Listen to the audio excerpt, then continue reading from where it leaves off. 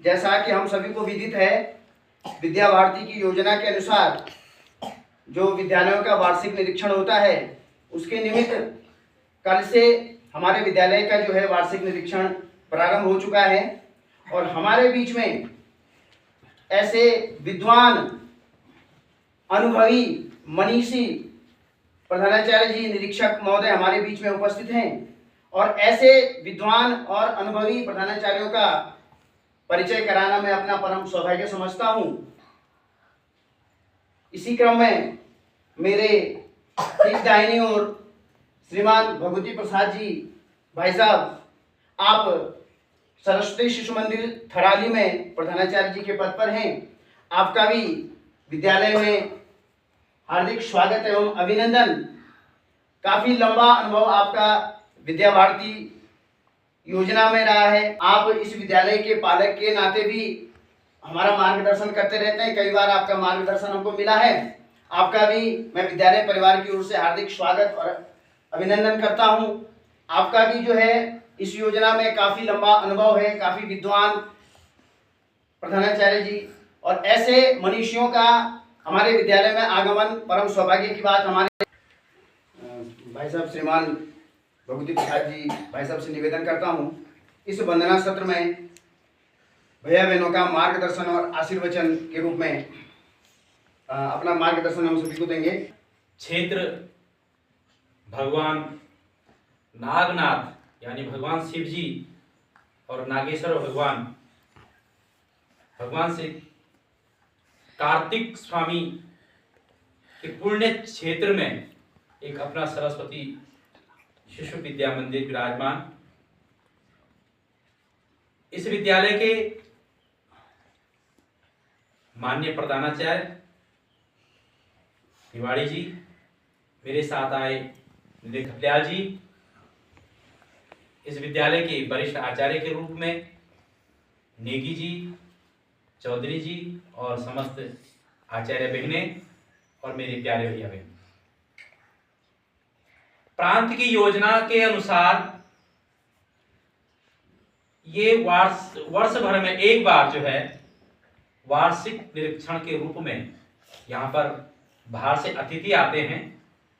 और इस विद्यालय का जो निरीक्षण होता है तो वो निरीक्षण का तात्पर्य ये नहीं है कि हम आपकी गलतियां निकालें, इस विद्यालय की जो कमियां हैं उनको आपको दर्शाएं, ऐसा नहीं है। ये वार्षिक निरीक्षण भैया बहनों का पठन पाठन से लेकर के जो आचार्य परिवार है उनका पठन पाठन कैसे हमारे प्यारे भैया बहनों को मिल रहा है, इसके निमित्त होता है। हमेशा एक आपने मोमबत्ती देखी होगी, उस मोमबत्ती हमेशा जलती है, दूसरे को प्रकाश देती है और स्वयं जो है पिघल जाती है। वैसे हमारे आचार्य लोग होते हैं। आपको पढ़ाते पढ़ाते अभी सामने नेगी जी हैं, वो भी एक बार जवान रहे होंगे, आपकी तरह पहले बच्चे रहे फिर जवान हुए। आज उनकी अवस्था भी क्या हो गई, बहुत कमजोर हो गई, उम्र ढल रही है।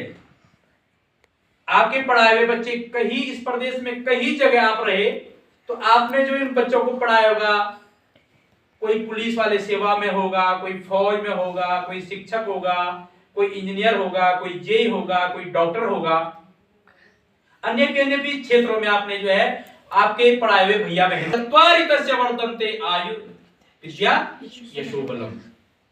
हमारा जो संस्कार है वो क्या संस्कार है भाई? पठन पाठन तो सरकारी विद्यालय में भी होता है ना, वहां भी गणित पढ़ाया जाता है, हिंदी पढ़ाई जाती है।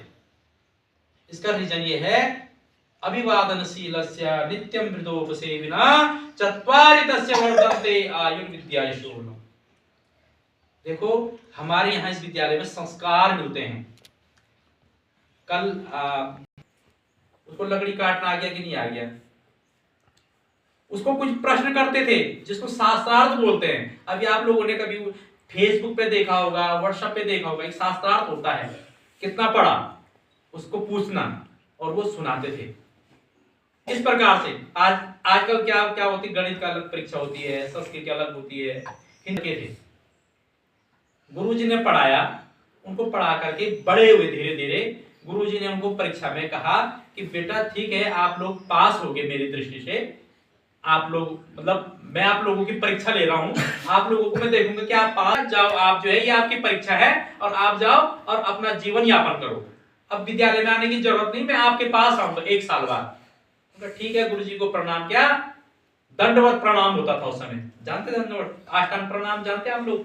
तो उसके पश्चात जो गुरुजी 1 साल हो गए, गुरुजी ने कहा यार मैं एक बच्चे के घर में जाता हूँ संपर्क पे, कि उस बच्चे ने मैंने एक मुट्ठी चना दिया था, उसने क्या किया होगा उसका। उन्होंने कहा ठीक है, गए और गुरुजी एक बालक के यहाँ गए, तो बालक ने गुरुजी को प्रणाम किया, साष्टांग प्रणाम, उनको भोजन करवाया, उनकी रात, वो मुट्ठी चने की कहां है। तो शिष्य ने कहा कि गुरुजी मैंने आपका प्रसाद समझ के उसको खा लिया। उन्होंने कहा बहुत सुंदर किया तुमने। उन्होंने कहा चलो तुम भी मेरे साथ दूसरे शिष्य के यहाँ चलो।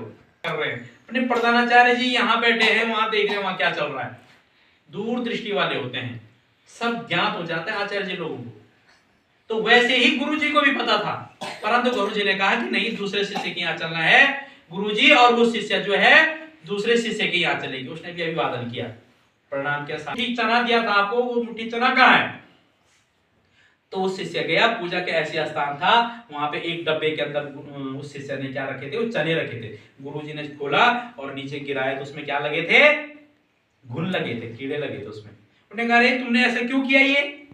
उसने कहा, उस शिष्य ने कहा गुरुजी मैंने जो है आपका प्रसाद समझ करके ये वहां रखा था पूजा में, कि मैं इसको मैं आपका प्रसाद समझ करके आजीवन अपने पास रखूंगा। गुरुजी ने कहा ठीक है। विद्यार्थी कितने स्तर का होता है, विद्यार्थी के तीन स्तर होते हैं, रबड़ा, चमड़ा और कपड़ा। रात रहे, गुरुजी ने दूसरे दिन सुबह जब बोला कि बेटा मैं चलता हूं, परंतु मैंने एक मुट्ठी आपको चना दिया था, वो मुट्ठी चना कहां है। तो शिष्य ने कहा ठीक है गुरुजी। तो एक खूंटी में चाबी लटक रही थी, और आपने विद्या मंदिर का एक टीन शर्ट देखा होगा, कल मैं देख के आया वहां, ऐसे एक टीन शर्ट था। वो शिष्य जो है चाबी लेकर के गया और चलो गुरुजी मेरे साथ, जैसे विद्या मंदिर में अपना उधर सामने, और वहां एक दरवाजा भी है, एक स्टोर बना रखा है खूब बड़ा, मैं कल देखा, मैंने 15 कक्ष है वो बना हुआ, और एक कोने में किचन भी है उसमें। तो मैं गया, मैंने देखा, तो वो गुरुजी ने देखा, उसने कहा कि बेटा मैंने यहाँ क्या करना है। उन्होंने कहा गुरुजी चलो, मैं आपने जो मुट्ठी चना दिया था वो यहीं अंदर रहे। मैंने कहा अच्छा, इतना बड़ा कमरा बनाया तूने मेरे एक मुट्ठी चने के लिए, क्या होगा वहां अंदर, लगाओ जरा दिमाग, क्या रहा होगा वहां, क्या रहा होगा बताओ ना, है चने के पौधे, क्या रहा होगा वहां। तो उन्होंने देखा वहां बोरियां ही बोरियां भर रखी है, काय की बोरियां, चनों की बोरी। मैंने कहा है, मैं तो एक मुट्ठी चना कहा था, वो मुट्ठी चना कहाँ है, मुझे तो मुट्ठी चने कब दिखाओ। उन्होंने कहा गुरुजी यही है वो मुट्ठी जो आपने एक मुट्ठी दी थी, और एक मुट्ठी से इतना सारा चना ही चना हो गया, और मैं इसी का ही व्यापार करने लग गया। इस कहानी का क्या अर्थ है, क्या तात्पर्य। कहानी का तात्पर्य यह है कि जो निरंतर, अभी मैंने कहा कि गुरुजी आचार्य जी लोग हमारे मोमबत्ती की तरह जलते हैं, पिघलते रहते हैं, दूसरे को प्रकाश देते हैं, अपने लिए अंधकार हो गया। देखो नेगी जी आचार्य सामने हैं, बुजुर्ग हो गए, एक बार जवान थे, मैं भी एक बार लड़का था, मैं भी अधेड़ हो गया, धीरे धीरे मैं भी बूढ़ा बन रहा हूं, स्वतः ही वो तो है ही। पर कहने का तात्पर्य क्या है, हमेशा दूसरे को प्रकाश देना, शिक्षा देना। उस लड़के ने क्या किया, उस शिष्य ने क्या किया कि वो गया, उसने बोए चने, किसी ने तो खा दिया, किसी ने प्रसाद समझ के रख दिया, उसने वो चने बोए, ऊपर प्रथम स्थान आ गया, उसने वो चने बोए।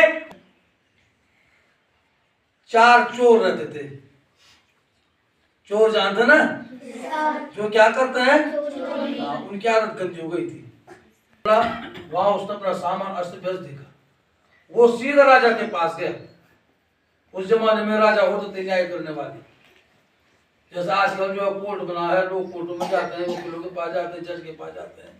उस समय राजा के पास जो है पूरी सूचना मिलती थी, तो राजा जो है उनको न्याय दिलाता, और जिसने जो है जो भी काम किया तो राजा उसको जो है दंड देता था।